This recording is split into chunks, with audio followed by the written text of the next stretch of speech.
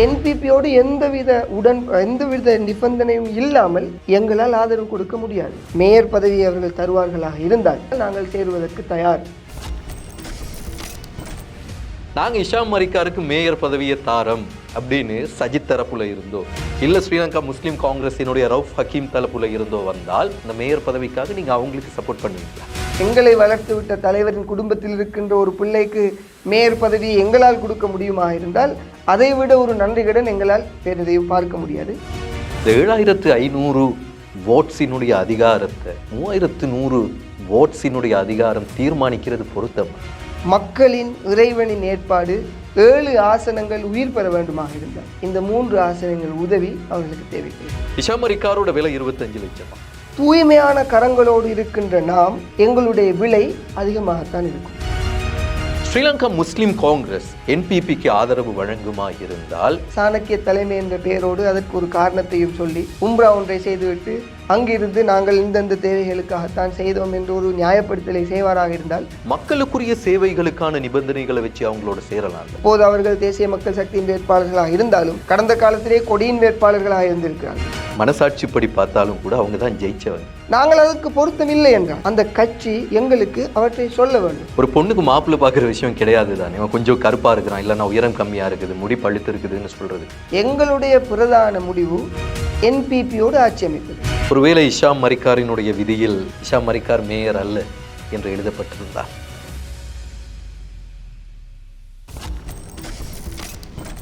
உள்ளூராட்சி சபை தேர்தல்கள் நிறைவு பெற்று சபைகளினுடைய ஆட்சியை யார் அமைப்பது என்ற போராட்டங்கள் இப்பொழுது நடைபெற்றுக் கொண்டிருக்கின்ற நிலையில் பல கட்சிகள் மும்முரமாக இல்லை எங்களுடைய தலைமையின் கீழ்தான் பிரதேச சபைகளினுடைய நகர சபைகளினுடைய மாநகர சபையினுடைய ஆட்சிகள் அமையணும் அப்படின்னு மும்முரமாக செயற்பாடுகளை முன்னெடுத்து வர்றாங்க.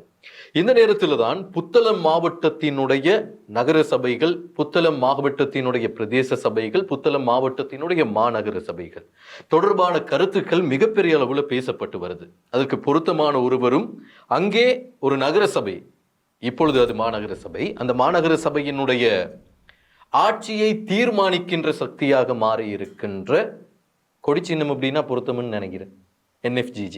இஷாம் மரிக்கார், உங்களை நாங்கள் நிகழ்ச்சிக்குள் அன்பாக வரவேற்றுக் கொள்கின்றோம். புத்தளத்தை பொறுத்த வரைக்கும் ஒரு மாநகர சபை, ஒரு நகர சபை, 10 பிரதேச சபைகள் இருக்கின்றன. இதிலே குறிப்பாக வெண்ணப்பூ பிரதேச சபை, சிலாபம் பிரதேச சபை, நாத்தாண்டிய பிரதேச சபை, சிலோ நகர சபை, சிலாபம் நகர சபை, இந்த 4 சபைகளிலும் எந்த விதமான தடுமாற்றமும் இல்லாமல், ஏனைய கட்சிகளினுடைய ஆதரவு இல்லாமல் நேரடியாக தேசிய மக்கள் சக்திக்கு ஆட்சி அமைக்க முடியும். அதிலே சிலாபம் நகர சபை மட்டும் ஒரு பிரச்சனை இருக்கிறது. அதிலே இண்டிபெண்டன்ஸ் குரூப்ல இருந்த 6 பேர் இருக்கிறாங்க. NPP நேரடியாக 8 சீட்ஸ் எடுத்திருக்கிறாங்க. ஸோ அதுவும் ஒருவேளை அவர்களுக்கான ஆட்சி அமைக்கக்கூடிய இடங்களாக மாறக்கூடும். உங்களுடைய கொடி சின்னம் இல்லைன்னா நல்லாட்சிக்கான தேசிய முன்னணி, கல்பிட்டியில் ஒரு சீட் எடுத்திருக்கிறீங்க, புத்தளம் பிரதேச சபையில் ஒரு சீட் எடுத்திருக்கிறீங்க, வனாத்தவில் பிரதேச சபையில் ஒரு சீட் எடுத்திருக்கிறீங்க, அதே போல புத்தளம் நகர சபையில் 3 சீட்ஸ், மொத்தமாக 6 சீட்ஸ் புத்தளம் மாவட்டத்தில் எடுத்திருக்கிறீங்க.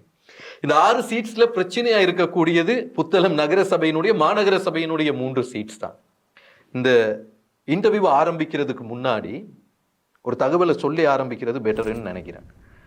உங்களுடைய மாவட்டத்தினுடைய பாராளுமன்ற உறுப்பினராக இருக்கக்கூடிய NPP-யினுடைய ஃபைசல் MP இறுதியாக நாடாளுமன்றத்தில் பேசக்கூடிய நேரத்தில் சொன்னாரு, ஆட்சி அமைப்பது யாருங்கிறத தீர்மானிக்கிறதுக்காக வேண்டி 25 லட்சம் ரூபாய் வரைக்கும் ஒரு தலைக்கு விலை பேசப்படுகிறது, எதிர்கட்சி அதனை சொல்கிறது, ஆனால் நாங்கள் அப்படி செய்பவர்கள் அல்லன்னு. இஷாம் மரிக்காரோட விலை 25 லட்சமா? முதலில் இந்த நிகழ்ச்சிக்கு எங்களை அழைத்தமைக்கு நன்றி. உள்ளூராட்சி சபை தேர்தலிலே ஆட்சி அமைப்பது யார் என்கின்ற போராட்டத்திற்கு மத்தியில் பேசப்படுகின்ற விலை என்பது கட்சிகளுக்கிடையே பேசப்படுகின்ற விலை அல்ல, உறுப்பினர்களுக்கு இருக்கின்ற விலை. என்னை பொறுத்தவரையிலே கல்பட்டி பிரதேச சபையில் 1-2 நாட்களுக்கு முன்னால் எங்களுக்கு இருக்கின்ற கள நிலவரங்களை வைத்து பார்க்கின்ற போது 80 லட்சம் வரைக்கும் ஒரு ஆசனத்திற்கான வாக்கினை பெற்றுக்கொள்வதற்கு சில முயற்சிகளை ஆளும் தரப்பில் இருப்பவர்கள் கூட அவற்றை பேசுகின்ற நிலைப்பாட்டை நாங்கள் காணக்கூடியதாக இருக்கிறது. நேரடியாக.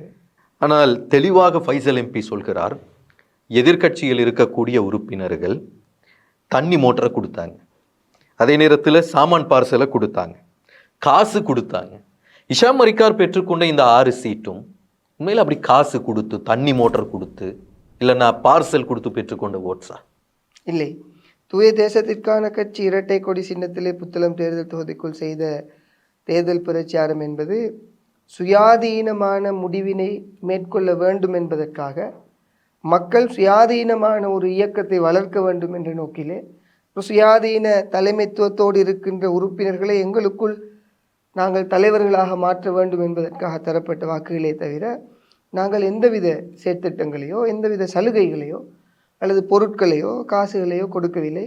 மாறாக தேர்தல் அறிவிப்பதற்கு 1-2 வாரங்களுக்கு முன்னால் வெளிநாட்டில் இருக்கின்ற ஒரு நிறுவனத்தின் மூலமாக சுமார் 2.5 கோடி ரூபாய்க்கு தேவையான பொருட்களை எல்லாம் எடுத்து அவற்றை மக்களுக்கு கொடுத்து கொண்டிருக்கின்ற போதுதான் எங்களுக்கு தேர்தல் அறிவிப்பு வந்தது.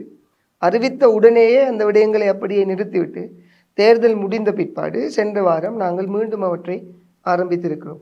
ஆகவே பொருட்களை கொடுத்து மக்களை ஏமாற்றுகின்ற அரசியலை ஒழிப்பதற்காக களத்திலிருந்து போராடுகின்ற போது எங்களை பொறுத்தவரையில் அதே தவறை செய்து நாங்கள் மக்களிடம் போய் எங்களுக்காக வாக்களிங்கள் என்று சொல்ல முடியாது. அப்படின்னா இவர் ஃபைசல் எம்பி சொல்லக்கூடிய இந்த தண்ணி மோட்டரை எடுக்கக்கூடியவங்க, காசுக்காக ஓட்ட பண்ணுறவங்க, இல்லைன்னா பார்சலுக்காக ஓட் பண்ணுறவங்க புத்தளத்தில் இருக்கிறாங்களா?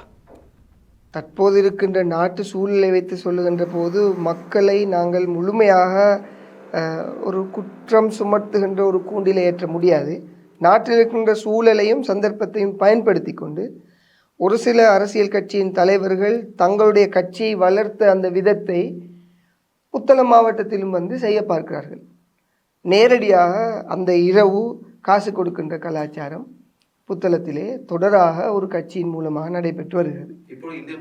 இந்த முறையும் அதனை மிக தீவிரமாக செய்தார்கள். ஏனென்றால் கடந்த தேர்தல்களிலே இவ்வாறான நகர்வுகள் மூலமாக அவர்கள் வெற்றி பெற்றார்கள்.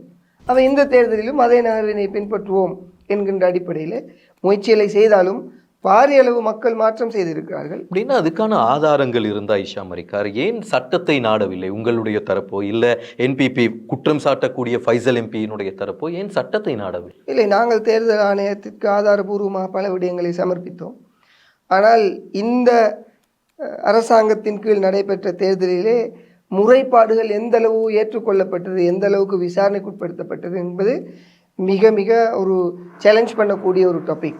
ஆனால் தெளிவாக ஃபைசல் எம்பி இன்னொரு இடத்துல சொல்றாரு, கள்ள ஓட்ஸ் ஸ்கூல் ஸ்டூடெண்ட்ஸ், பாடசாலை போகக்கூடிய மாணவர்களை வச்சு கள்ள ஓட்ஸ் போட்டாங்க புத்தளம் நகரத்துக்குள்ள. அந்த 3 ஸ்டூடெண்ட்ஸை அரெஸ்ட் பண்ணி 7 நாட்கள் அவங்க ஜெயிலில் இருந்தாங்க. எந்த கட்சியினுடைய உறுப்பினர்கள் அவர்? அந்த தகவலுக்கு பின்னால் இருக்கின்ற மேலதிக தகவல் எங்களுக்கு தெரியாது. ஆனால் இது புத்தளம் பிரதேச சபைக்கு உட்பட்ட ஒரு பிரதேசத்தில் நடைபெற்ற ஒரு விடயம் என்பதை அறிந்தோம். ஆனால் அவர் சொல்லுகின்ற விடயத்திற்கு பின்னால் அந்த 3 மாணவர்களை தாண்டி குழந்தைகள் அரசியலுக்காக பயன்படுத்தப்பட்ட விடயத்தை நாங்களும் கண்டிக்கின்றோம். சில வேட்பாளர்கள் தங்களுடைய டிஷர்ட்டை சிறுவர்களுக்கான சைஸிலே பிரிண்ட் செய்து சிறுவர்களுக்கு அவற்றை கொடுத்து சிறுவர்கள் வீதியிலே விளையாடி திரிகின்ற, ஒவ்வொரு வீடுகளுக்கும் சென்று இந்த டிஷர்ட்டுக்கு ஓட் போடுங்கள் என்று சொல்லுகின்ற ஒரு மோசமான பிரச்சாரம் எல்லாம் நடந்தது. பலமாகவே இந்த நாட்டில் இருக்கின்ற கலாச்சாரம் படி நல்ல அரசியலுக்கான முயற்சிகள் நடைபெறுகின்ற போது ஒரு மோசமான புதிய அரசியல் கலாச்சாரத்தை, விரும்பத்தகாத அரசியல் கலாச்சாரத்தை பொதுவாக எல்லா கட்சிகளும், குறிப்பாக இந்தியாவை மையப்படுத்தி இந்த நாட்டிலே தங்களுடைய அரசியல் நகர்வுகளை செய்கின்ற சிறுபான்மை கட்சிகள் கூட இவற்றை புத்தளம் தேர்தல் தொகுதிக்குள் மிக தெளிவாக செய்தது. சர்வஜன பலையா சொல்றீங்க? சொல்லலாம். அதே நேரம் எங்களுடைய அகில இலங்கை மக்கள் காங்கிரஸ் புத்தளம் பிரதேச சபையிலே தனித்து களமிறங்கியது மயில் சின்னத்திலே. ஆனால் இந்த தேர்தல் அறிவிக்கப்பட்டவுடன் உங்களுக்கான தடைகள் நான் நினைக்கிறேன் நிறைய பக்கங்கள்ல இருந்து வந்துட்டே இருந்தது. குறிப்பாக உங்களுடைய வேட்பு மனுக்கள் நிராகரிக்கப்பட்ட விவகாரம், அதுக்கு பின்னாடி நீங்கள் நீதிமன்றத்தை நாடுறீங்க, அதுக்கு பின்னாடி மீண்டும் உங்களுக்கு கிடைக்குது. அதனுடைய விளைவாக உங்களுக்கு 6 சீட்ஸ் இப்போ வந்திருக்குது. என்ன நடந்தது உண்மையில்? என்ன ரீசனுக்காக நிராகரிக்கப்பட்டது? அதாவது இளைஞர்களுக்காக கொண்டு வரப்பட்ட ஒரு சட்டம்தான் அவர்களுடைய பிறப்புச் சான்றிதழின் பிரதி ஒன்று வைக்கப்பட வேண்டும். அந்த வேட்புமனுவிலே இளைஞர்களின் இடத்தை உறுதிப்படுத்துவதற்காக கொண்டு வரப்பட்ட சட்டத்தை வைத்தே இளைஞர்கள் கொடுத்த வேட்புமனுவை நிராகரித்திருந்தார்கள். ஆகவே நாங்கள் 18ஆம் தேதி எல்லா கட்சிகளும் 20ஆம் தேதி தான் தங்களுடைய வேட்புமனுக்களை தாக்கல் செய்தது. 20ஆம் தேதி வரைக்கும் அவர்கள் வேட்பாளர்களை வேட்டையாடுகின்ற, வேட்பாளர்களை தேடுகின்ற ஒரு முயற்சியிலே இருந்தார்கள். நாங்கள் ஆரம்பத்தில் இருந்த அரசியல் செய்பவர்கள் என்பதால் 18ஆம் தேதியே எங்களுடைய வேட்புமனுவை தாக்கல் செய்துவிட்டோம். அந்த நேரம் அவர்கள் உறுதிப்படுத்தப்பட்ட அல்லது அச்சாட்சிப்படுத்தப்பட்ட பிறப்புச் சான்றிதழை தாருங்கள் என்று கேட்கவில்லை. எழுத்திலும் அது இல்லை. நாங்கள் கொடுத்து எங்களுடைய வேலையை முடித்து விட்டோம். 20ஆம் தேதி காலையிலே கொண்டு போய் சமர்ப்பித்த கட்சிகளின் தலைவர்களுக்கு அவர்கள் சொன்னது, உங்களுடைய அந்த ஆவணங்களிலே அத்தாட்சிப்படுத்தப்பட்ட பிறப்புச் சான்றிதழ் இல்லை என்று. எஸ். அப்போ எங்களுக்கு அந்த தகவல் தரப்படவில்லை. இவர்களுக்கு அந்த தகவல் 20ஆம் தேதி கொடுக்கப்படுகிறது. போய் ஆணையாளரிடம் கேட்டபோது அவர் சொன்னால், எங்களுக்கு இன்றுதான் இவற்றை அழுத்தமாக சொன்னார்கள் என்று. அப்போது நான் அவருக்கு கேட்டேன், 18ஆம் தேதி நாங்கள் சமர்ப்பித்த போது ஏன் இது அழுத்தமாக சொல்லப்படவில்லை? எங்களுக்கு அது சம்பந்தமான அறிவுறுத்தல்கள் வரவில்லை. அவை நிராகரிக்கப்பட்டது. உடனடியாக முதலாவது வழக்கை நாங்கள் தாக்கல் செய்தோம். 227. இதுதான் இந்த உள்ளாட்சி சபை விஷயத்திலே முதலாவது தாக்கல் செய்யப்பட்ட வழக்கு. நாங்கள் வழக்கு தாக்கல் செய்த போது அக்கரைப்பற்றிலே இருக்கின்ற முன்னாள் பாராளுமன்ற உறுப்பினர் அத்தாவுல்லா அவர்கள், தேசிய காங்கிரஸ், நிராகரிக்கப்பட்டு அவர்கள் தோல்வியை ஏற்றுக்கொண்டு வீடுகளுக்குள்ளே இருந்து விட்டார்கள். நாங்கள் செய்தது தவறு என்று.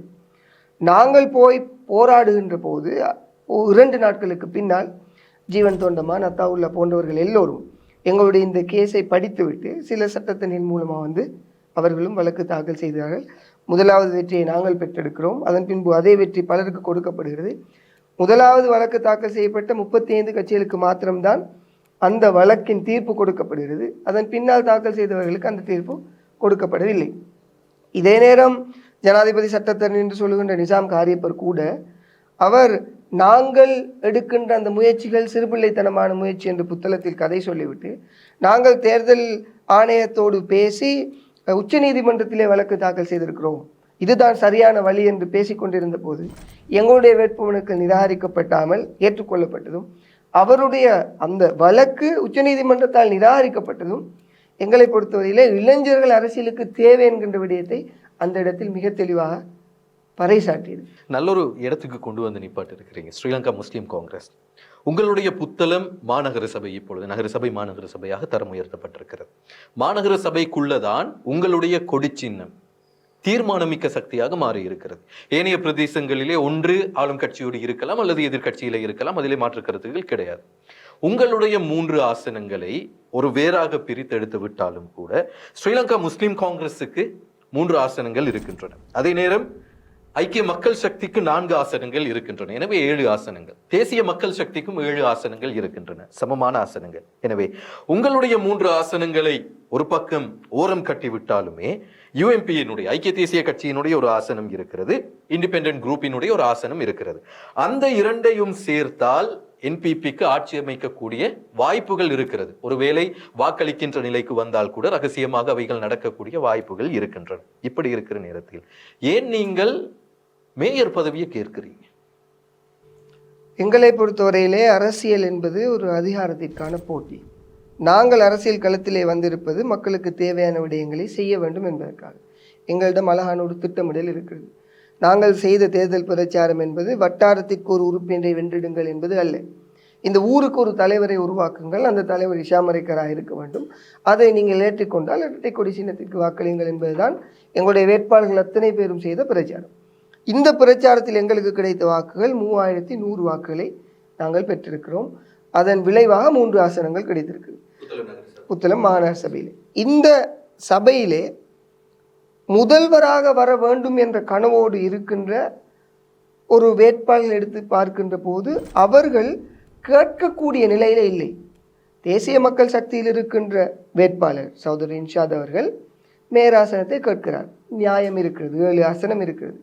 ஏனைய கட்சிகளில் இருப்பவர்கள் மற்ற கட்சிகளின் பேச்சுவார்த்தையோடு ஆசனங்களை சேர்த்து கொண்டால்தான் அவர்களுக்கு இடையில் அவர்கள் ஒரு உடன்பாட்டுக்கு வரலாம். யார் தலைவரை கேட்பது என்ற ஒரு உடன்பாட்டுக்கு நாங்கள் யாரோடும் பேச்சுவார்த்தை நடத்துவதற்கு தயாராக இல்லை. நாங்கள் வெளிப்படையான அரசியல் செய்கின்றவர்கள். அவை சொல்லியிருக்கிறோம், தனித்து யாருமே ஆட்சி அமைக்க முடியாத சூழலில் தூய்மையான கரங்களோடு இருக்கின்ற நாம் எங்களுடைய விலை அதிகமாகத்தான் இருக்கும். அந்த அடிப்படையில் என்பிபிக்கு நாங்கள் சொல்லியிருப்பதும் எஸ்ஜேபி அந்த கூட்டணிக்கு சொல்லியிருப்பதும் ஊழல் நிறைந்த ஒருவரை அந்த கதிரையில் வைப்பதற்கு ஒருபோதும் நாங்கள் ஆதரவு தர மாட்டோம். ஆனால் நல்லவர் வர வேண்டுமாக இருந்தால் அந்த நல்லவருக்கு மேலே எங்களுக்கு தகமை இருக்கிறது, ஆக எங்களுக்கு மேயர் தாருங்கள் என்ற ஒரு ஒரு ஒரு டிமாண்ட் ஒன்றை வைத்திருக்கு. ஆனால் நிறைய இடங்கள்ல சொல்றாங்க, ஷாம் மரிக்கார் யாரா ஒரு சின்ன பையன், அவனுக்கு எப்படிடா மேயர் பதவியை கொடுக்கறது? இது ஒரு ஏற்றத்தாழ்வு அல்லது ஈகோ அல்லது வயதோடு சம்பந்தப்பட்ட விடயங்களே தவிர, நான் மேயராக வரக்கூடாது என்று ஒரு கட்சி என்னுடைய ஆதரவை மறுக்குமாக இருந்தால் அந்த கட்சிக்கு ஒரு கடமை இருக்கிறது. எதற்காக மேயர் கொடுக்க முடியாது, இந்தந்த காரணங்களுக்காக மேயர் கொடுக்க முடியாது என்கின்ற காரணத்தை சொல்ல வேண்டும்.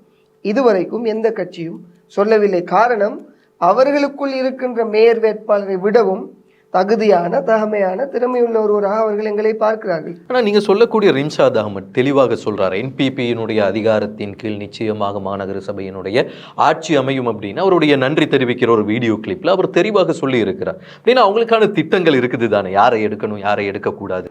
தாராளமாக அவர்கள் யாரோடு சேர்ந்தும் ஆட்சி அமைப்பதில் எங்களுக்கு எந்த மாற்று கருத்தும் இல்லை. தாராளமாக ஆட்சி செய்யலாம். ஆனால் தேசிய கொள்கையை அவர்கள் முறிக்க வேண்டி நேரிடும்.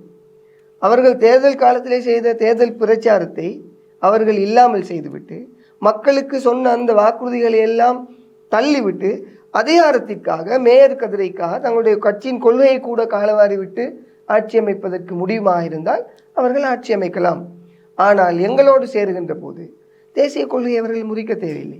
ஆனால் ஒரு இடத்துல டில்வின் சில்வா, பிமல் ரத்நாயக்க, விஜித ஹேராத் இவங்க தெளிவாக சொல்றாங்க, எக்ஸ்பயர்ட் ஆகின கட்சிகள், மக்களால் நிராகரிக்கப்பட்ட கட்சிகள், எஸ்ஜேபியா இருக்கலாம், யூஎம்பியா இருக்கலாம், எஸ்எல்பிபியா இருக்கலாம், சர்வஜன பலய கட்சியா இருக்கலாம், இவங்க யாரையுமே நாங்க எடுக்கிறதுக்கு ரெடி இல்லை. ஏன்னா ஊழல் பெருச்சாளிகளினுடைய சின்ன ரூபங்கள் தான் இந்த கட்சிகள்ல இருக்கக்கூடியவங்க. ஏன்னா கிராமத்துக்குள்ளே ஊழல் செய்து கிராமங்களை அழித்தவர்கள் அப்படின்னு தெளிவாக சொல்லி இருந்தாங்க.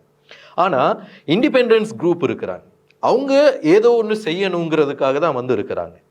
ஒரு தெளிவான வார்த்தையை சொன்னார், எந்த நிபந்தனைகளும் இல்லாமல் நாட்டை முன்னேற்றுகின்ற எண்ணத்தோடு எங்களிடம் வந்தால் நாங்கள் அவர்களை சேர்த்து கொண்டு ஆட்சி அமைப்போம் என்று. ஆனால் ஒரு சில நாட்கள் சென்றதுக்கு பின்னாடி வட்டகலை போன்ற பிரதி அமைச்சர்களினுடைய கருத்துக்களை பார்த்தா, கட்சிகள் ஒய்யோ எங்களுக்கு செட்டே ஆகாத கட்சிகள், ஆனா அதுக்குள்ள இருக்கிற தனிநபர்கள் வந்தா நாங்க ஏத்துக்குவோம் அப்படிங்கிற மாதிரி. எப்படின்னு அந்த சாராய பாட்டில் சரியில்லை, உள்ள இருக்கிற சாராயம் நல்லவங்கிற மாதிரி தான் அது. அப்படி பார்க்குற நேரத்திலையுமே ஸ்ரீலங்கா முஸ்லிம் காங்கிரஸ் ஒருவேளை புத்தளம் மாநகர சபையில் என்பிபிக்கு ஆதரவு வழங்குமா இருந்தால் நேரடியாக அவர்களுக்கு ஆட்சி அமைக்க முடியும். தாராளமாக ஆட்சி அமைக்கலாம். ஆனால் தேசியத்தில் இருக்கின்ற என்பிபியின் தலைவர் இந்த நாட்டை மாற்ற வேண்டும், இந்த நாட்டில் இருக்கின்ற அநீதிகளை ஒழிக்க வேண்டும், ஊழலை இல்லாமல் ஆக்க வேண்டும் என்று சொல்லுகின்ற அந்த பிரச்சாரத்திலே புத்தளம் மாநகர சபையில் இருக்கின்ற உறுப்பினர்கள் ஒருபோதும் அந்த பிரச்சாரத்தை செய்ய முடியாது. ஆனால் என்பிபியில் இருக்கின்ற அந்த கொள்கையை பேசும் நபர்களாக நாங்கள் புத்தளம் மாநகர சபையிலே ஆளும் தரப்பிற்கு ஆதரவளிக்காமல் சுயாதீன உறுப்பினர்களாக இருந்து பேசலாம். அவை எங்களுக்கு அவர்கள் எந்த முடிவு எடுத்தாலும் அவற்றை மறுதளிக்க தேவையில்லை. அதே நேரம் டில்வின் சில்வா ஒரு கட்சியின் செயலாளராக சொல்லுகிறார், ஆனால் ஜேவிபியுடைய செயலாளராக அவர் சொல்லுகிறார். ஆனால் தூய தேசத்திற்கான கட்சியின் தலைமையாக நாங்கள் சொல்லுகிறோம், என்பிபியோடு எந்தவித நிபந்தனையும் இல்லாமல் எங்களால் ஆதரவு கொடுக்க முடியாது. எங்களுக்கு இருக்க நிபந்தனை, மேயர் பதவியை அவர்கள் தருவார்களாக இருந்தால், டில்வின் சில்வாவுக்கே நாங்கள் இவற்றை சொல்லலாம், தருவார்களாக இருந்தால் நாங்கள் சேருவதற்கு தயார். அது அவருடைய கட்சியின் நிலைப்பாடு, இது எங்களுடைய கட்சி நிலைப்பாடு. இவர்கள் முடிவெடுக்கின்ற நிலைமையிலே அவர்கள் இருக்கிறார்கள். கல்வர்களோடு சேருவதா, அல்லது ஊழல் பெருச்சாளிகளின் குட்டி பெருச்சாளிகளோடு சேருவதா, அல்லது தூய்மையான கரங்களில் இருக்கின்ற நல்ல அரசியல்வாதிகள் கனவோடு இருக்கின்ற ஒரு தேசிய கொள்கை அழகாக இருக்கின்ற இவர்களோடு சேருவதா என்கின்ற ஒரு முடிவை அவர்கள் தான் எடுக்க வேண்டும். அப்படின்னா இஷாமரிக்கார்ட்ட இப்படி கேட்டா, நீங்க உங்களுடைய மேயர் கனவுக்காக, அந்த கதிரையில் அமரணுங்கிற கனவுக்காக தான் இதை ஒரு ட்ரம்ப் கார்டா யூஸ் பண்றீங்க. மக்களுக்குரிய சேவைகளுக்கான நிபந்தனைகளை வச்சு அவங்களோட சேரலாம்ல. நாங்கள் தேர்தல் காலத்திலே செய்த தேர்தல் பிரச்சாரத்தில் வாக்குறுதிகள் 18 இருக்கிறது. இந்த வாக்குறுதிகளை நாங்கள் செய்ய வேண்டுமாக இருந்தால் வெளிநாட்டில் இருக்கின்ற எங்களுடைய தொடர்புகளை பயன்படுத்தி மக்கள் பிரதிநிதி என்கின்ற அடிப்படையிலே நாங்கள் எங்களுடைய வெளிநாட்டு உதவிகளை பெற்று வர வேண்டியிருக்கிறது.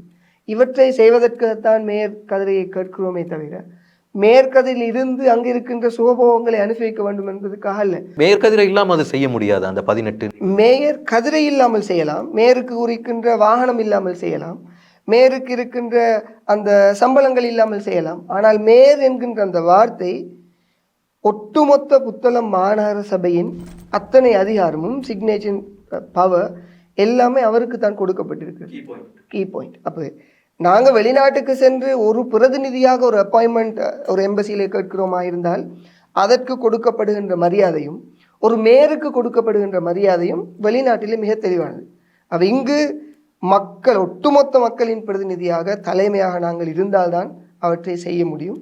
அதே நேரம் என்பிபி விரும்புகின்ற ஊழலை எதிர்ப்பதற்கோ ஊழல் செய்தவர்களை தண்டிப்பதற்கோ நாங்களும் தயார் என்கின்ற விடயத்தை இருக்கிறோம். அவை என்பிபி என்கின்ற கட்சிக்கு புத்தளம் மாநகர சபையை அழகாக பாதுகாத்து கொள்கையில் எந்த பிரச்சனையும் வராமல் அனுர சொல்லுகின்ற கனவை அதே பாதையில் பயணிக்க வேண்டுமாக இருந்தால் அந்த கட்சிக்கு இருக்கின்ற ஒரே தீர்வு நாங்கள். அங்க இருக்கிற என்பிபி புத்தளம் மாவட்டத்தினுடைய நாடாளுமன்ற உறுப்பினர் உட்பட அந்த மத்திய செயற்குழு அந்த மாவட்டத்தினுடைய எஸ்எல்எம்சியோட பேசுறாங்களா ஸ்ரீலங்கா முஸ்லீம் காங்கிரஸோட? கட்சி உத்தியோகபூர்வமாக பேசவில்லை. அவற்றை தெளிவாகவே கட்சியின் உயிர்ப்படத்தில் இருக்கின்ற ஒரு சிலர் எங்களுக்கு சொன்னார்கள். ஆனால் உள்ளே இருக்கின்றவர்கள் இஷா மரைக்கார் வளர்ந்து விடக்கூடாது. கடந்த காலங்களிலே அவர்களோடு நாங்கள் பல இடத்திலே முரண்பட்டிருக்கிறோம். அந்த வேட்பாளர்கள் இப்போது அவர்கள் தேசிய மக்கள் சக்தியின் வேட்பாளர்களாக இருந்தாலும் கடந்த காலத்திலே கொடியின் வேட்பாளர்களாக இருந்திருக்கிறார்கள். அதற்கு முன்னால் ஒரு சுயாதீன இயக்கத்தின் வேட்பாளர்களாக இருந்திருக்கிறார்கள். இவர்கள் ஒவ்வொரு காலத்திலும் தேர்தல் காலத்திலும் மாத்திரம் வந்து சமூகத்திற்கு பணி செய்கின்றவர்களாகத்தான் இருக்கிறார்கள். இப்போது இருக்கின்ற அந்த அலையிலே அனுர என்கின்ற பெயரை வைத்து ஆளும் கட்சி என்கின்ற பெயரை வைத்து அவர்கள் வெற்றி அடைந்திருக்கிறார்கள். கடந்த காலங்களில் இவர்கள் தோற்றவர்கள், மக்கள் நிராகரித்தவர்கள். இப்போது ஆளும் கட்சி என்ற தோணியிலே வந்திருக்கிறார்கள். அவர்களுக்கு இஷா மரைக்கார் என்கின்ற ஒருவர் வளரக்கூடாது, அவ்வளவுதான்.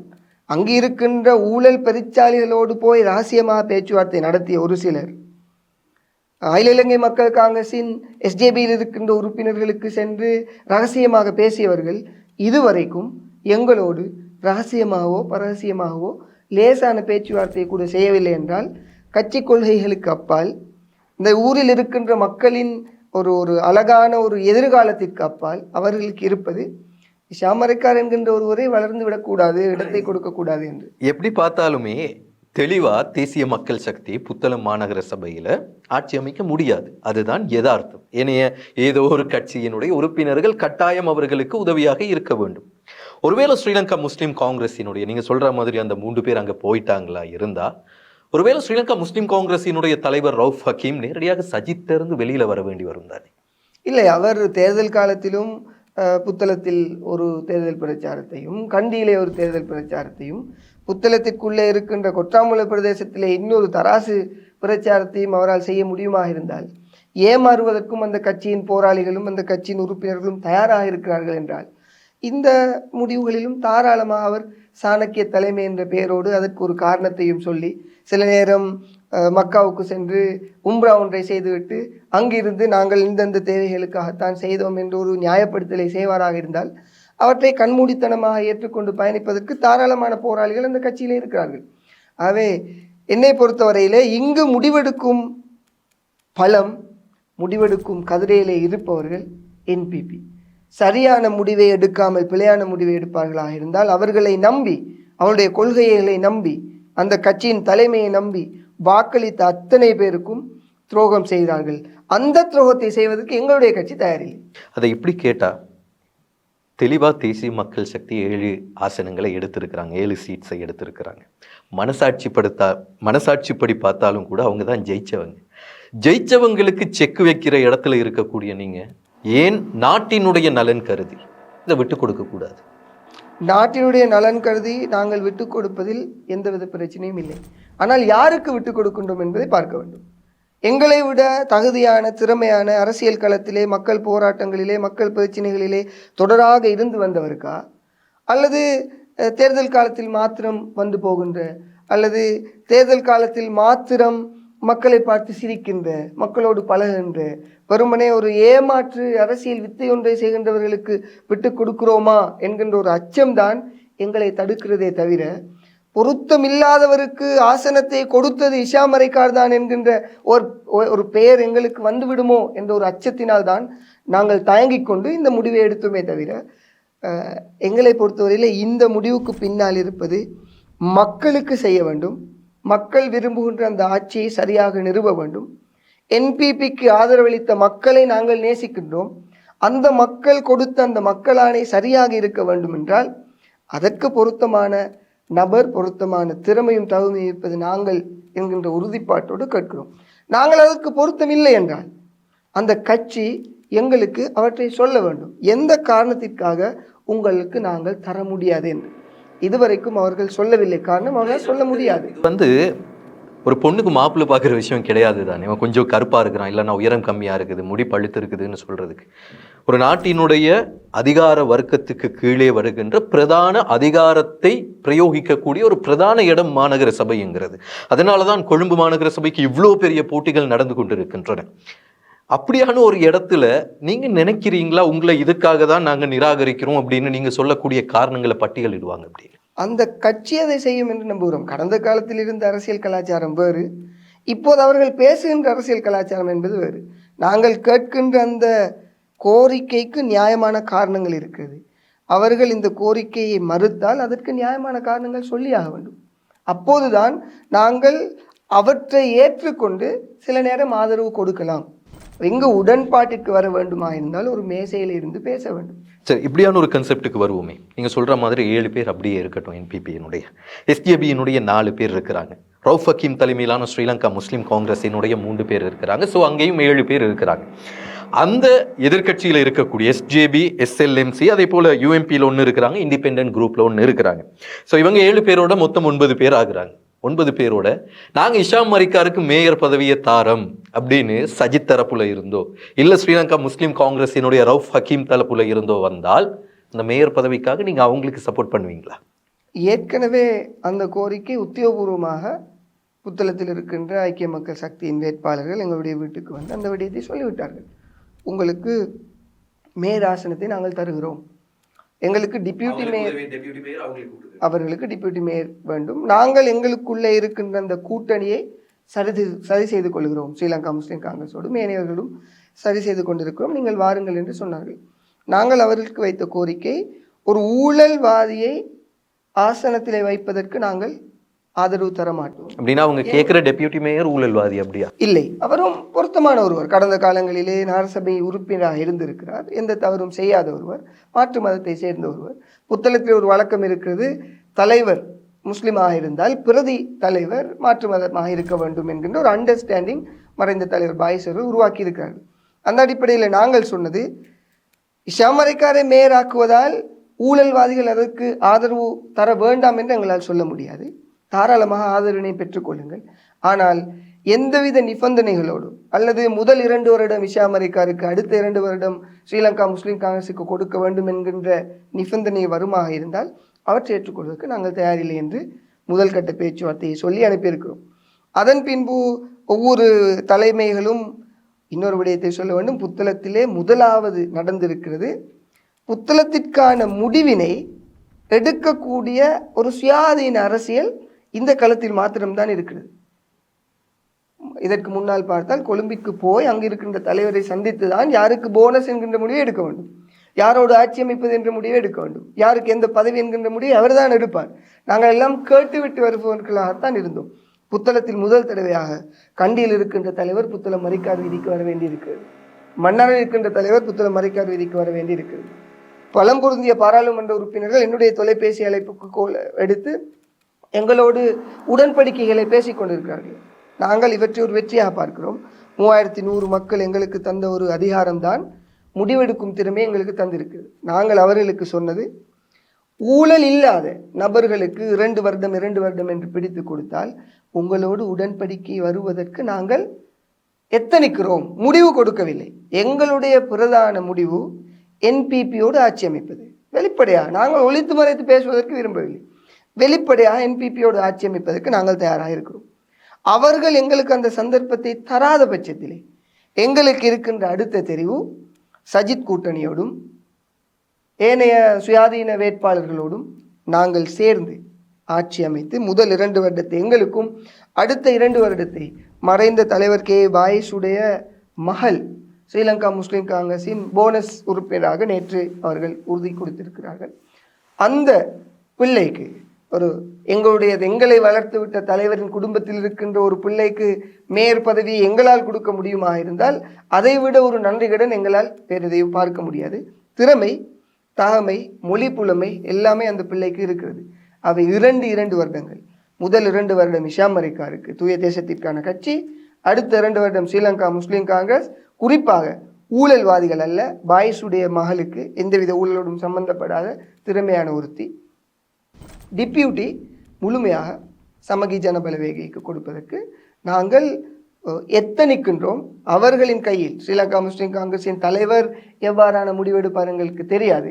ஆனால் ஊழல்வாதிகள் அந்த கதிரையிலே இருக்கக்கூடாது என்கின்ற ஒரு மனமாற்றம் அவருக்கு வருமாக இருந்தால் இவற்றை ஏற்றுக்கொள்ளலாம். அதே நேரம் தேசிய மக்கள் சக்தி அதற்கிடையே எங்களுக்கு மேயர் தருகிறோம் என்ற ஒரு உடன்பாட்டோடு வருவார்களாக இருந்தால் இவற்றை புறக்கணித்துவிட்டு அவர்களோடு போவதற்கு நாங்கள் தெரிவாக இருக்கிறோம். நான் பொதுவாக 2 டீம் கிரிக்கெட் விளையாடுற நேரம் இஷாம் மரிக்கார் அதை பார்த்துட்டு இருக்கிற 3வது ஒரு குழு அதில் செக்கு வைக்கும். அவனை ரன் பண்ணுறதுனா இவனை ரன் பண்ணுறதுனா இந்த டீம் தான் ஜெயிக்கணும்னு அதை ரன் பண்ணுறதுல ஒரு பெரிய சந்தோஷம் இருக்குது தானே. புத்தளம் அரசியல் வரலாற்றிலேயே அப்படியான ஒரு சந்தர்ப்பமும் அப்படியான ஒரு கள நிலவரமும் இறைவனாலும் மக்களுக்காகவும் எங்களுக்கு தரப்பட்டிருக்கிறது. கடந்த காலங்களிலே ஸ்ரீலங்கா முஸ்லீம் காங்கிரஸின் தலைவர் ரவுஃப் ஹக்கீம் அவரோடு பாயிஸ் எந்த அளவுக்கு கஷ்டப்பட்டு தனித்து களமிறங்குவோம் என்ற முடிவை எடுத்தார் என்பது எங்களுக்கு தெரியும். 7 ஆசனங்களை எடுத்துவிட்டு 7 நாட்கள் காத்திருந்த பின்புதான் நான் மேயராக வருவேன் என்கின்ற ஒரு உறுதிமொழியை எங்களுக்கு சொன்னார். ஆனால் நாங்கள் சுயாதீனமாக இருப்பதால் தேர்தல் முடிவுகள் வெளிவந்து அடுத்த நொடியே நாங்கள் இல்லாமல் ஆட்சி அமைக்க முடியாது என்கின்ற கல்குலேஷனை பார்த்துவிட்டு நாங்கள் மேயராக வருவோம் என்ற ஒரு உறுதிமொழியை எங்களால் கொடுக்க முடிந்தது. சுயாதீன அரசியல் ஒவ்வொரு தேர்தல் களத்திலும் இருக்க வேண்டும். அவ்வாறு இருந்தால்தான் நான் நினைக்கிறேன் மக்களுக்குரிய கோரிக்கை அங்கு வெற்றி பெறும். தெளிவாக சொன்னால் உங்களுடைய 3112 ஓட்ஸ் உங்களுக்கு, ஆனால் 7500 ஓட்ஸை என்பிபி எடுத்திருக்கிறாங்க. சரியா சொன்னால் 7503 ஓட்ஸ். இந்த 7500 ஓட்ஸினுடைய அதிகாரத்தை 3100 ஓட்ஸினுடைய அதிகாரம் தீர்மானிக்கிறது பொருத்தமா? இல்லை, உலகத்திலே எல்லா இடங்களிலும் இவ்வாறு இருக்கிறது. வளமை, இயற்கை நியதி. 5 லட்சம் ரூபாய் கொடுத்து நீங்கள் ஐஃபோன் வாங்கினாலும் 120 ரூபாய் கொடுத்து வாங்குகின்ற சிம் இருந்தால்தான் அதிலிருந்து முழுமையான பயனை பெற முடியும். அவை இயற்கையின், மக்களின், இறைவனின் ஏற்பாடு. 7 ஆசனங்கள் உயிர் பெற வேண்டுமாக இருந்தால் இந்த 3 ஆசனங்கள் உதவி அவர்களுக்கு தேவைப்படுகிறது. இப்படி கேட்டால் ஒருவேளை நாட்டுக்குள்ள யார் என்ன சொன்னாலும் ஊழல் ஒழிக்கப்பட்டிருக்கிறது, ஆங்காங்கே சின்ன சின்ன இடங்கள்ல மறைவாக நடந்து கொண்டிருக்கிறது, களவு நிறுத்தப்பட்டிருக்கிறது, வீண் செலவுகள் நிறுத்தப்பட்டிருக்கின்றன, ஒரு அரசியல் கலாச்சாரம் மாற்றப்பட்டிருக்கிறது, மக்கள் நம்பிக்கை கொண்டிருக்கிறார்கள், சட்டம் சகலருக்கும் சமம் என்பது நிரூபிக்கப்பட்டு வருகிறது, காடையர்களும் கொள்ளையர்களும் மக்களினுடைய இரத்தத்தை உறிஞ்சிய பெருச்சாளிகளும் கைது செய்யப்படுகிறார்கள். இப்படி ஒரு அழகான போக்கிலே அரசாங்கம் அமைதியாக சென்று கொண்டிருக்கின்ற நேரத்தில் ஏன் நிபந்தனைகள் இல்லாமல் நீங்கள் போய் சேரக்கூடாது? அவர்கள் நிபந்தனை இல்லாமல் போய் செல்வோமாக இருந்தால் எங்களை நம்பி வாக்களித்த 3100 பேரும் எங்களை எதற்காக வாக்களித்தார்களோ அந்த ஆணையை எப்படியே புறக்கணித்து விட்டு இந்த பிரதேசத்திலே எங்களுடைய ஊரிலே என்பிபி ஆட்சி அமைப்பதற்கு இலகுவாக நாங்கள் ஆதரவு அளித்து நிபந்தனை இல்லாமல் நாளை கேபினட்டிலே ஒரு முஸ்லீம் இல்லை என்கின்ற ஒரு பிரச்சினை போல ஏனைய பிரச்சனைகள் வருகின்ற போது நாங்கள் எந்தவித நிபந்தனையும் இல்லாமல் அதிகாரத்தை கொடுத்துவிட்டு அவர்கள் சொல்லுவதை கேட்கின்ற இடத்திற்கு நாங்கள் இருப்போமாக இருந்தால் மக்கள் கேட்கின்ற கேள்விக்கு எங்களால் பதில் சொல்ல முடியாமல் போகும். ஆனால் நேரடியாக மக்களினுடைய சில பிரச்சனைகள் இருக்கின்றன இஷாம் மரிக்கார். அதை மாநகர சபை மூலமோ பிரதேச சபை மூலமோ நிவர்த்தி செய்ய முடியாது. மத்திய அரசினுடைய தலையீடு இருந்தால் நிச்சயமாக அவைகளை செய்ய முடியும். உதாரணமாக உங்களுடைய புத்தளம் பேஸ் ஹாஸ்பிட்டல், அதை தரைமுயர்த்துகின்ற விவகாரம், அருவக்காடு குப்பை பிரச்சனை இருக்கிறது, அனல் மின் நிலையத்தினால் பாதிக்கப்பட்ட மக்களினுடைய அந்த நோய் நிவாரணங்களுக்கான விடயங்கள் எத்தனையோ கிடக்கின்றன. அதே போன்று பல பிரச்சனைகள் மத்திய அரசின் மூலம் நேரடியாக தலையிடக்கூடிய பிரச்சனைகள் இருக்கின்றன. இந்த பிரச்சனைகளுக்கான தீர்வை மத்திய அரசுக்கு ஒரு நிபந்தனையாக கொடுத்து மக்களுக்காக இந்த 3 ஆசனங்களை ஏன் நீங்கள் பாவிக்க கூடாது? அந்த நிபந்தனைகள் நிச்சயமாகவே இருக்கிறது. அந்த நிபந்தனைக்கு எல்லாம் முதலாவது மேயர் என்கிற நிபந்தனையை நாங்கள் வைத்திருக்கிறோம். காரணம், அவர்களை நம்பி நாங்கள் போய் இருப்போமாக இருந்தால் அங்கு எடுக்கப்படுகின்ற முடிவுகளை ஏற்றுக்கொள்ள வேண்டும் அல்லது சேலஞ்ச் பண்ண வேண்டும், அவ்வளவுதான். ஆனால் அதிகாரம் என்பது, முடிவெடுக்கக்கூடிய திறமை என்பது எங்களுடைய கையில் இருக்கின்ற போது நீங்கள் சொல்லுகின்ற அத்தனை விடயத்தையும் நாங்கள் செய்ய முடியும். இன்னொருவரிடம் செய்து தாருங்கள் என்று கேட்க முடியாது. நல்லாட்சிக்கான ஒரு அரசாங்கம் யகபாலன வந்தபோது பலம்பொருந்திய அமைச்சர்களாக இருந்தவர்கள் குப்பை கூலத்தை நிறுத்தி தருகிறோம் என்று சொன்னார்கள். அதனை நம்பியும் நாங்கள் அரசியல் களத்திற்கு வரமாட்டோம் என்கின்ற ஒரு உறுதிமொழியை கொடுத்து நாங்கள் அந்த போராட்டத்தை செய்தோம். இதுவரைக்கும் அந்த திட்டம் நிறுத்தப்படவில்லை. அது கடந்த காலங்களிலே நாங்கள் ஒவ்வொருவரையும் காலத்திற்கு காலம் நம்பி நம்பி நம்பி ஏமாந்த சமூகத்தில் இருந்து வருகின்ற ஒரு கோரிக்கை தான் மேர் என்கின்ற ஒரு கோரிக்கையை தவிர, அது வானத்திலிருந்து எங்களுக்கு கார் வேண்டும், எங்களுக்கு சம்பளம் வேண்டும், எங்களுக்கு அந்த அழகான சொகுசான ஆஃபீஸ் வேண்டும் என்பதற்காக இல்லை. எனக்கு வெளியே கதிரையை போட்டு மேசையை போட்டு தந்தாலும் பரவாயில்லை, மேர் என்கின்ற அதிகாரம் இருந்தால்தான் புத்தளம் மாநகர சபைக்குள் கடந்த காலமாக நாங்கள் இருக்கின்ற ஒவ்வொரு மக்கள் பிரச்சனைக்குமான தீர்வை எங்களால் பெற்றெடுக்க முடியும். 2 வருடம் கூட எங்களுக்கு போதுமானது இந்த பிரச்சனைகளை நிவர்த்தி செய்வதற்கு. இதற்காகத்தான் கேட்கிறோம் இதே கேள்வியை. ஒரு வேர்ட் முக்கியம் அமெரிக்கா 2 வருஷங்கிறது. ஏன்னா 6 மாசத்துல நாங்க நாட்டை ஃபுல்லாவே சரி பண்ணிடுவோம் அப்படின்னு சொன்ன வாய்ஸ் கட்ஸும் இப்ப திருப்பி பிளே ஆகிட்டு இருக்கிற தருணம் இது. அதனால டிஜிட்டலுங்கிறது ரொம்ப ஈஸி கிடையாது. கொடுக்கக்கூடிய வேர்ட்ஸ் நான் 2 வருஷத்துல அமெரிக்கா இப்படி ஒரு சேனல்ல இப்படி ஒரு விஷயத்த சொன்னாருங்கிறத நிச்சயமா எடுத்திருப்பாங்க. அந்த பொறுப்பை எடுக்கிறீங்களா நீங்க? 2 வருடத்தில் இதற்கு முன்னால் நாங்கள் செய்த அத்தனை போராட்டத்திற்கான வெற்றியை நிச்சயமாக நாங்கள் பெற்றெடுப்போம். மேர் என்கின்ற அதிகாரம் கிடைக்குமாக இருந்தால். ஏனென்றால் புத்தளம் மாநகர சபை நகரசபையாக இருந்து தரம் உயர்த்தப்பட்டிருக்கிறது.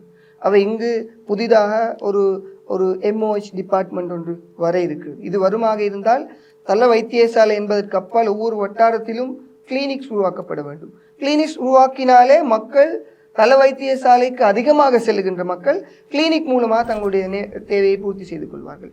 ஆயுர்வேத கிளினிக் வேறையாக உருவாக்க முடியும். அவற்றையும் நாங்கள் செய்திருக்கிறோம். அவை இங்கு அதிகாரத்தை சரியாக தெரிந்தவர்களாக அதிகாரத்தை கேட்கிறோம். இப்போது களத்தில் இருக்கின்ற வேட்பாளர்கள், வெற்றியடைந்த வேட்பாளர்களுக்கு அதிகாரம் எப்படி இருக்கிறது கூட தெரியாது. எஸ்டிபியில் இருக்கின்ற 2 உறுப்பினர்கள் NPPயோடு ரகசிய பேச்சுவார்த்தையை செய்து கொண்டிருக்கிறார்கள். ஓப்பன் சந்தை, அதாவது ஒரு வெளிப்படையாக சபையை அமைப்பது யார் என்கின்ற ஒரு தேர்தல் சபைக்குள் நடக்குமாக இருந்தால் அந்த கட்சியின் முடிவை மீறி அந்த உறுப்பினர்களுக்கு ஒருபோதும் NPPக்கு வாக்களிக்க முடியாது. இதனை தெரியாமல் தொடராக பேசிக் கொண்டிருக்கிறார்கள். இங்கு ஹெக்டர் அப்புஹாமி மிக தெளிவாக சொல்லிவிட்டார், நாங்கள் ஓப்பன் சந்தைக்கு தான் போவோம் என்று. ஓப்பன் சந்தைக்கு போய் பார்ட்டியின் முடிவை மீறி இந்த 2 உறுப்பினர்களும் வாக்களித்தால் அடுத்த சபையிலே அவர்கள் இருக்க முடியாது. ஆனா அதே கட்சியினுடைய தலைவர்கள் நீங்க நல்லா யோசிச்சு பாருங்க, பார்லிமெண்ட்ல தலைவர் ஒரு பக்கம் இருக்கு, அடுத்த எல்லோருமே இன்னொரு பக்கம் போயிட்டு வாக்களித்து அதுக்கு எதிராக பேசப்பட்ட விஷயங்கள் அது திருப்பி திருப்பி ஞாபகப்படுத்துகிற நேரம் அது காமெடியாக மாறிட்டு இருக்கும். அது அப்படியே விட்டுருவோம். நம்ம நாட்டுக்குள்ளே இருக்கிற உப்பு பிரச்சனைக்கு பிரதான காரணம் புத்தளத்தினுடைய காலநிலை. நாங்கள் காரணம் கிடையாது அப்படின்னு ஃபைசல் MP சொல்கிறாரு. புத்தளத்தில் உப்பு இல்லையா? என்னாச்சு? புத்தளம் சமூகத்தை ஒரு தேசிய மட்டத்தில் இயங்குகின்ற ஊடகத்திற்கு போய் காட்டி கொடுத்து விட்டார் என்று மிக தெளிவாக ஒரு விமர்சனத்தை ஒரு சிலர் முன்வைப்பார்கள். ஆனாலும் நாங்கள் வெளிப்படையாக உண்மையை பேசுகின்றவர்கள். ஆகவே சகோதரர் ஃபைசல், பாராளுமன்ற உறுப்பினர் ஃபைசல் அவர்களுடைய அந்த கருத்திலும் ஒரு நியாயம் இருக்கிறது. காலநிலையிலே உண்மையிலே ஒரு மாற்றம் ஏற்பட்டிருக்கிறது. ஆனால் அனைத்தும் காலநிலையின் மேல் பழி போட முடியாது. புத்தளத்தில் இருக்கின்ற உப்பு உற்பத்தியாளர்கள் நிறைய உப்புகளை சேகரித்து வைத்திருக்கிறார்கள், விலை அதிகரிக்க வேண்டும் என்று. இது நோமலாக இருக்கின்ற ஒரு பங்கு பண்ணியிருக்கிறார்கள். ஏனென்றால் உப்பு விலை அதிகரிக்கின்ற போது அவற்றை நாங்கள் கொடுத்து கொள்ளலாம் என்ற ஒரு நிலைப்பாட்டிலே சிலர் சில வீடுகளுக்குள்ளே கட்டிலுக்கு கீழால் ஒவ்வொரு மேசைக்கு கீழெல்லாம் ஒளித்து வைத்திருக்கிறார்கள். ஏனென்றால் உப்பு தங்கத்தை விட பெறுமதியாக அதிகரித்து விட்ட ஒரு சாமான் போல் அவர்கள் பார்க்கிறார்கள். ஆனால் நாடு என்கின்ற விடயத்தை பார்க்கின்ற போது நிச்சயமாக அவர்கள் அந்த விடயத்தை செய்ய முடியாது. அவை எங்களுடைய பாராளுமன்ற உறுப்பினர் பாராளுமன்றத்தில் கருத்து தெரிவித்தது எவ்வாறாக இருந்தாலும் களத்திலே அவர் உப்பு உற்பத்தியாளர்களோடு பேச வேண்டியிருக்கிறது. அவருடைய தலையை கொஞ்சம் மாற்ற வேண்டியிருக்கிறது. பணம் என்பதற்கு அப்பால் மக்கள் என்கின்ற விடயம் அடிப்படை தேவை என்கின்ற விடயத்தை உணர்த்த வேண்டியிருக்கிறது. அதற்கு சில அதிகாரங்களை பயன்படுத்த வேண்டியிருக்கிறது. சில இடங்களுக்கு சில ரைட்ஸ் போகணும், வைத்து செக் பண்ணணும் இருக்கா இல்லையான்னு சொல்லி. இவற்றையெல்லாம் செய்தால்தான் புத்தளத்து பாராளுமன்ற உறுப்பினர் இந்த நாட்டில் இருக்கின்ற உப்பு சம்பந்தமான விடயத்திற்கு தன்னால் முடியுமான பங்களிப்பை வழங்குகிறாரே தவிர உப்பு தொழிற்சாலைக்கு சென்று எவ்வாறு பெக்கடிக்கிறார்கள் என்று பார்ப்பது மாத்திரமல்ல அவர்களுக்கு இருக்கின்ற விடயம். அவே புத்தளத்தில் இருக்கின்ற உப்பு உற்பத்தியாளர்கள் உப்பினை விலை கிடைக்கும் வரைக்கும் பதுக்கி வைத்திருப்பது கண்டிக்கப்பட வேண்டிய விடயம். உப்பு உற்பத்தி செய்யக்கூடியவர்கள் உங்களுடைய அந்த விலை இப்போதே இருக்கின்ற விலை நல்ல விலை, 2000 ரூபாய்க்கு போன ஒரு அந்த இப்போது நான் நினைக்கிறேன் 8000 ரூபாய்க்கு செல்கிறது. கிட்டத்தட்ட 3-4 மடங்கு உயர்ந்திருக்கிறது என்றால் இது ஒரு நல்ல சூழல். தாராளமாக அவர்கள் அவற்றை பயன்படுத்தி கொண்டு மக்களுக்கும் அவர்கள் நன்மை செய்யலாம் என்பதைத்தான் இந்த இடத்திலே என்னால் சொல்ல முடியும். ஹிஷாம் அரிக்கார்ட்ட இறுதியாக இப்படி கேட்டா, அதிகாரத்துக்கான போட்டியில செக் அடிக்கக்கூடிய இல்லைன்னா ட்ரம்ப் கார்டை வீசக்கூடிய ஒரு பிரதான இடத்துல ஹிஷாம் அரிக்கார் இருக்கிறாரு, ஜெயிப்பீங்களா இந்த போட்டியில? ஜெயிப்பதற்கான முழுமையான முயற்சிகளை செய்கிறோம். ஆனால் எங்களுடைய முடிவால் ஒருபோதும் சமூகம் தோற்காது.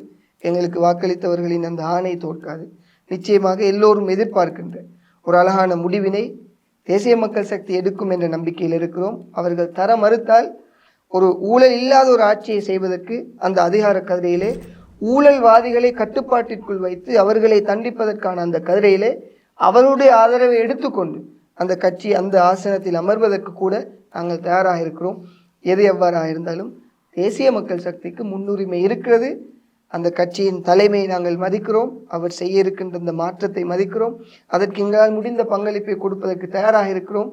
இந்த அளவுக்கு வெளிப்படையாக நாங்கள் பேசுகிறோமா இருந்தால் இவர்களுக்கு சந்தர்ப்பம் கொடுக்காமல் இருப்பதற்கு காரணத்தை நிச்சயமாக சொல்லி உடன்பாட்டுக்கு வருவார்களாக இருந்தால் அந்த உடன்பாட்டுக்கு செல்வதற்கும் நாங்கள் தயார். ஒருவேளை ஹிஷாம் அரிக்காரினுடைய விதியில் ஹிஷாம் அரிக்கார் மேயர் அல்ல என்று எழுதப்பட்டிருந்தால், ஹிஷாம் அரிக்கார் மேயர் அல்ல என்ற வசனத்தை முடிக்காமல் அதற்கு பதிலாக ஏதாவது தொடராக அரசாங்கத்தால் எழுதப்படுமாக இருந்தால் அவற்றை யோசிப்பதற்கு நாங்கள் தயார். நிச்சயமாக. எனவே ஹிஷாம் அரிக்கார், நிறைய விஷயங்களை எங்களோட பேசியிருந்தீங்க. ரொம்ப நன்றி உங்களுக்கு. ஜிசாக்கல் ஆயத். இந்த நிகழ்ச்சியில் தொடராக அழைத்து கொண்டமைக்கு இந்த ஊடகம் தொடராக இன்னும் ஆரோக்கியமான பல நிகழ்ச்சிகளை நடத்த வேண்டும். முன்னின்று நடத்தி கொண்டிருக்கின்ற உங்களுக்கும் இந்த நாட்டு மக்கள் சார்பாக நன்றிகளை தெரிவித்துக் கொள்கிறேன். நிச்சயமாக. நான் முகமது சஃபார். சந்திக்கலாம் இன்னும் ஒரு நிகழ்ச்சியில்.